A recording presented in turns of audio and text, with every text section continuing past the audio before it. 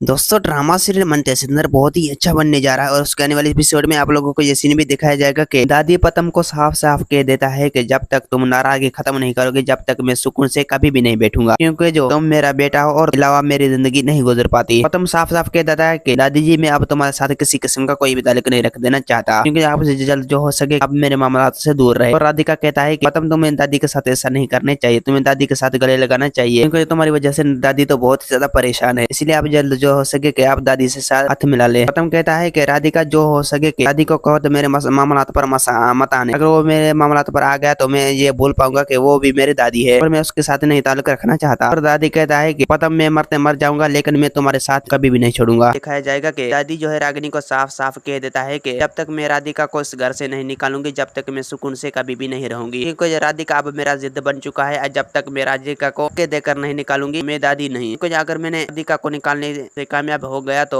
तब मेरा हर बात मानेगा, क्योंकि मैं हर हाल पे तुम का भरोसा हासिल करना चाहता हूँ। अगर मैंने तुम के साथ दादी को देखता हूँ तो मेरा दिल भरा बोर जो हो जाता है। अग्नि कहता है कि दादी बस तुम्हें परेशान होने की जरूरत नहीं, मैं भी ये चाहता हूँ कि राधिका जो है इस घर से हमेशा हमेशा के लिए निकल जाए। अगर राधिका निकल गया तो मैं भी पतम को हासिल कर लूंगा और उससे शादी कर लूंगा, क्योंकि जो पतम ने तो मेरा जिद बन चुका है, वो मेरी मोहब्बत है। दादी आप कुछ भी कर लो लेकिन मैं फैसला कर चुका हूँ कि मैं राधी को और पतम को हमेशा हमेशा के लिए अलग कर दूंगी। दादी कहता है कि रागिनी तुम्हें ऐसा ही करनी चाहिए, क्योंकि अब राधिका यहाँ पर रहेगी तो वो तो हमारे खिलाफ तुमको कर देगी, इसी की वजह से राधिका को यहाँ से निकालना ही पड़ेगा। दोस्तों उम्मीद है कि मेरा वीडियो आप लोगों की अच्छी लगी होंगी। वीडियो अच्छी लगी तो वीडियो की लाइक और चैनल को सब्सक्राइब खुदा हाफिज।